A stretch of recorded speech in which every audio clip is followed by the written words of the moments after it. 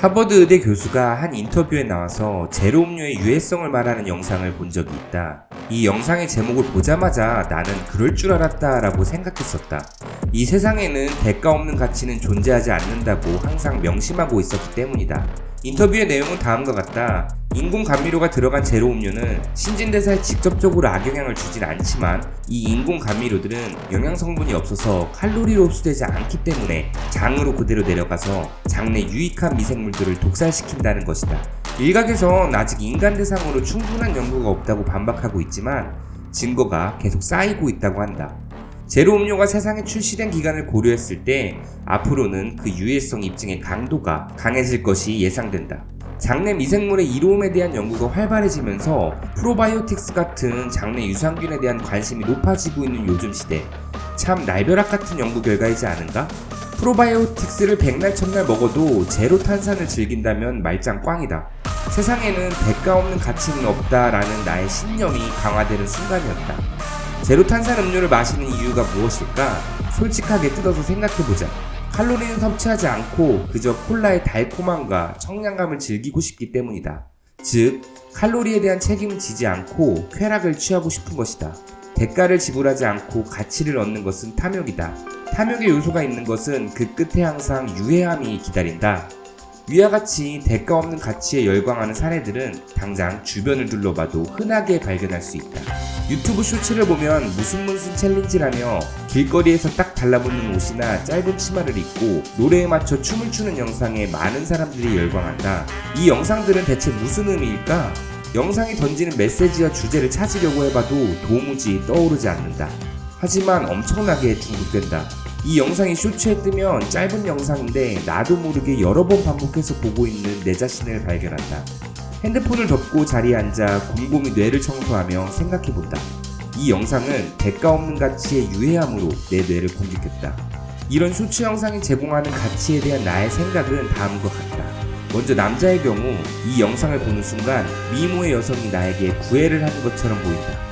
살랑살랑 거리는 춤선과 독특한 표정으로 바라보는 카메라 각도는 대단히 매혹적이다. 동물 세계에서 암컷타조는 짝짓기를 위해 구애할 때 춤을 춘다. 이 지점 어딘가에서 그 느낌을 알 수 있을 것이다. 현실 세계에서 미모의 여성에게 구애받을 수 있는 기회를 가진 남자는 얼마나 될까? 극히 드물 것이다. 그렇게 남자의 경우 이 쇼츠를 보고 아무런 대가를 지불하지 않으면서 구애받는 쾌락을 느낀다.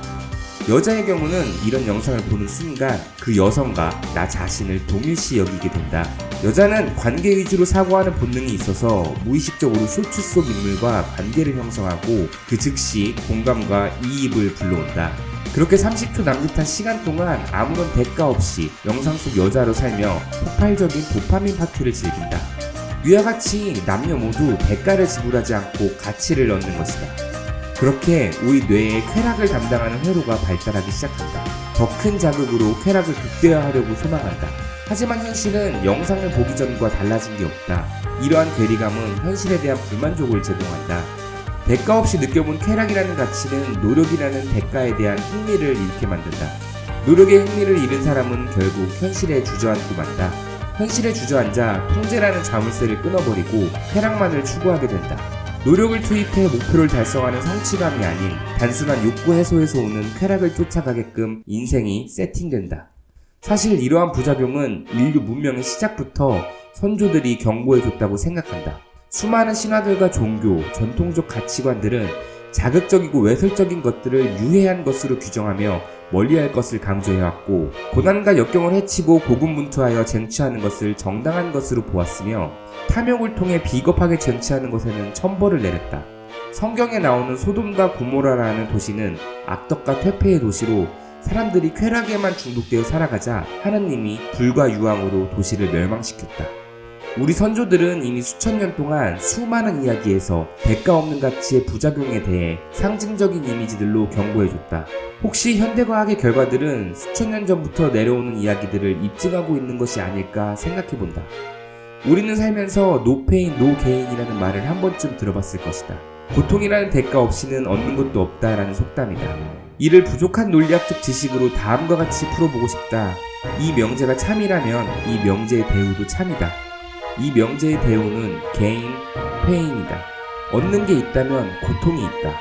논리학적으로 A는 B다 같은 명제는 A이면서 B가 아닌 경우를 상상할 수 없다라는 의미이다. 즉, 무언가를 얻었는데 고통이 없는 경우는 상상할 수 없다. 무언가를 얻었는데 대가가 없는 경우는 상상할 수 없다. 어릴 땐 단순히 열심히 노력하라는 말인 줄만 알았는데 사실은 다소 무서운 말이었다. 여러분들은 최근에 무슨 가치를 얻으셨나요? 그것을 위해 대가는 치르셨나요?